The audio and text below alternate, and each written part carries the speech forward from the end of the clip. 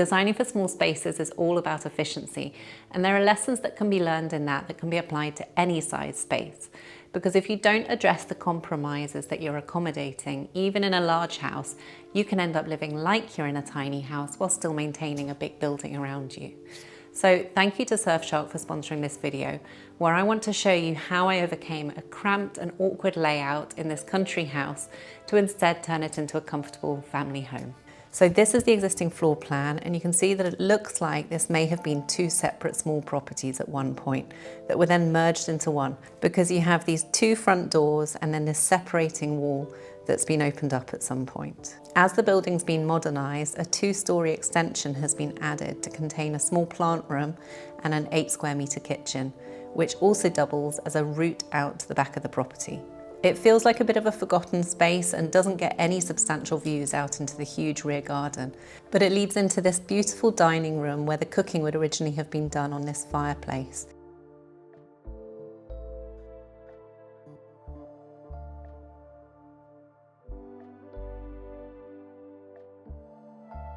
And then that leads through to this large double height living room with another grand fireplace.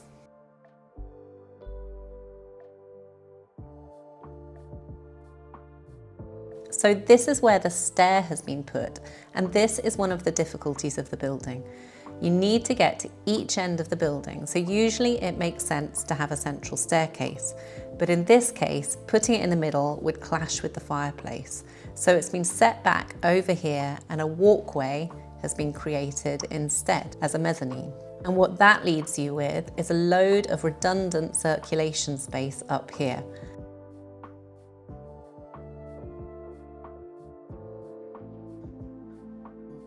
One really long thin bedroom over here and one tiny cramped bedroom over here that has no obvious wall against which you can put a bed comfortably. You also have to navigate your way around the bed to get through to this very strange ensuite bathroom that's both huge and cramped.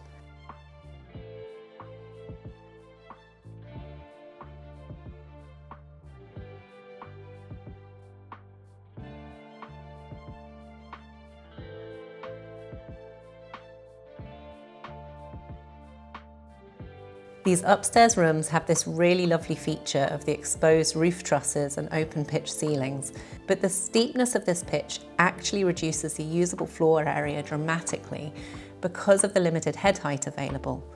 So in many ways it makes sense to put storage in these side spaces, but then all that does is lengthens and narrows the usable floor area even more.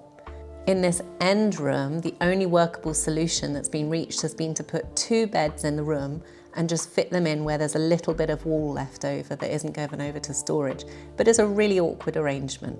So the brief for this project was to overcome these constraints to create a 4-bedroom home for a family with older children, to bring more light into the building and open it up to this north-facing garden more, and to keep any extensions within a very tight and specific footprint allowable for the area. This property is actually in northern France, and I hear from a lot of people who have bought or are looking for small abandoned properties across the world to renovate into their own tiny homes. So this video's sponsor is Surfshark VPN, because with all that traveling within this online and data-hungry world we live in, keeping yourself safe is a necessity. I was in a French airport the other day, and because I have Surfshark on my phone, I could access the public Wi-Fi, knowing that there was no risk of my personal data being hacked. I could also access the content and apps that I usually rely on that wouldn't have been available otherwise because I was away from home. So Surfshark works by giving you an IP address that is located anywhere in the world, and you can choose where. So if you want to carry on, say, watching a series on Netflix that wouldn't be available where you are currently, you can do that. Or maybe you want to place an Amazon order for when you get home. You don't want to be doing that in the wrong currency or language. So again, you can just bypass that issue. So right now you can get an exclusive Surfshark deal if you enter my code, which is Gemma. You'll get 3 extra months for free. And if you're not sure if it's a good tool for you, they offer a 30-day money-back guarantee. So there's no risk to trying it out. I'll leave a link in the description below, or you can scan the QR code on the screen now and let me know how you get on in the comments. So the first thing I want to do is to rationalize this floor plan and look for the most obvious ways of getting balance back into it. The space with the 2 fireplaces is amazing, and I don't want to lose the impact of this double height volume so that needs to stay. If possible though, I want to get rid of this partition and the staircase and mezzanine to create one large open space with a fireplace at each end. Apart from taking up too much space inefficiently, this mezzanine is blocking the south light from reaching the ground floor through these dormers, which is also not helped by all this dark coloured timber. So I need to introduce a new staircase that doesn't interrupt this volume.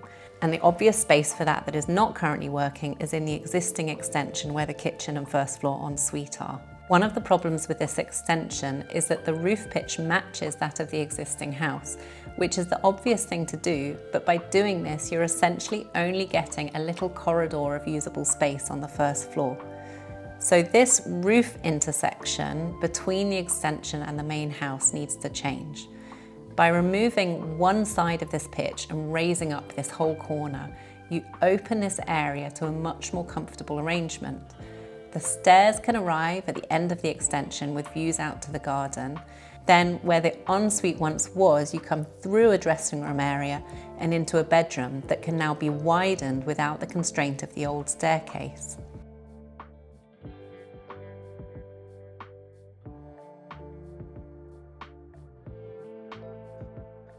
The client was keen to have a freestanding bathtub in here, so I've positioned it centrally and behind the bed. And then rather than just a solid wall here, I've proposed an internal opening, just for fun and to connect the two spaces. With this wider bedroom and raised roof, you now have the potential to continue the wall line out and widen the existing extension slightly to incorporate a new ensuite. And beneath that, this creates the opportunity for a connecting route to a single-storey extension with a ground floor bedroom and ensuite.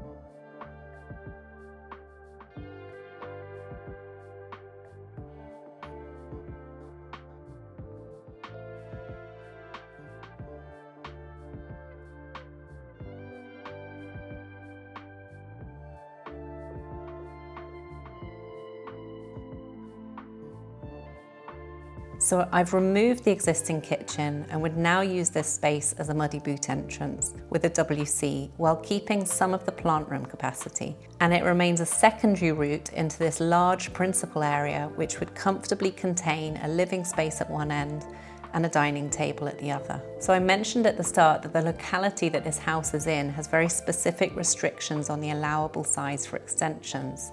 So after the additions that I've already covered, there is a portion remaining that the client would like to use to really create the opportunity to transform the house into a modern and light-filled space. So rather than create one large extension and continue widening this addition out into the garden, I've instead proposed drawing the garden closer to the centre of the building and putting a second small extension separated from the first by a three-sided courtyard. This allows the large areas of glazing to these extensions to benefit the existing rooms and brings the views of the garden closer to the heart of the building where the living spaces are.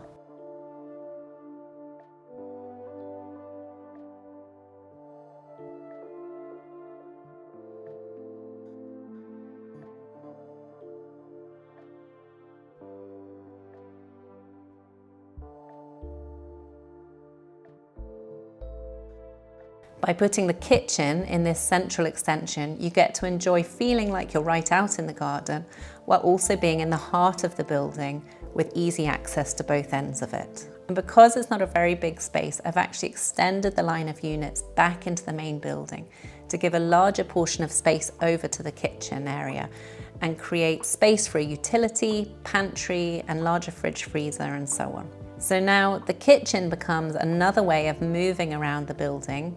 You can head from the dining room out towards the courtyard, through the kitchen and back along past these units, or you can just move directly through the existing door to an entrance space served by this front door and where I've added some storage for coats and so on. So that's all the principal living spaces and two good-sized bedrooms created. And you still have left over this end of the building. And just to mention here, you can actually find all the furniture and decorative items that I include in all my designs in the shop link in the video description in case you want to source them. So previously, having one staircase over on the other end of the building meant that at this end you had a long circulation route to reach one long bedroom. So while I wouldn't usually propose two staircases in a single building, The constraints mean that doing so would actually give you more usable rooms overall. So the client has opted to give this end of the building over to the grown-up children of the family. So this becomes a TV room, and the existing garage can be a games room. But you could equally turn this end into a self-contained house to holiday let by putting a kitchen in the garage instead.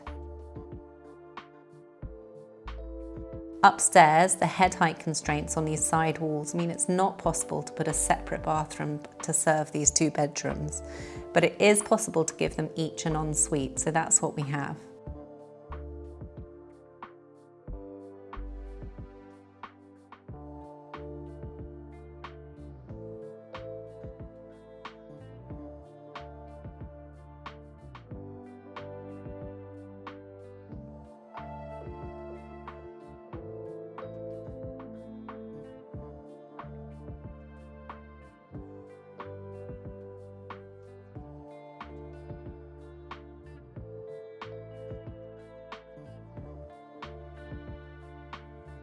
And then the back wall of the existing garage, which is now a games room or guest kitchen, could be opened up with double doors to reach a terrace that joins up with the spaces outside the main kitchen. So there's scope here for creating an outdoor kitchen and living area and even a pool. So I hope this gave you some ideas of ways to unlock a narrow building with head height restrictions on the upper story. Please do subscribe if you haven't yet already, and don't forget to click the link in the description to get your exclusive discount to Surfshark.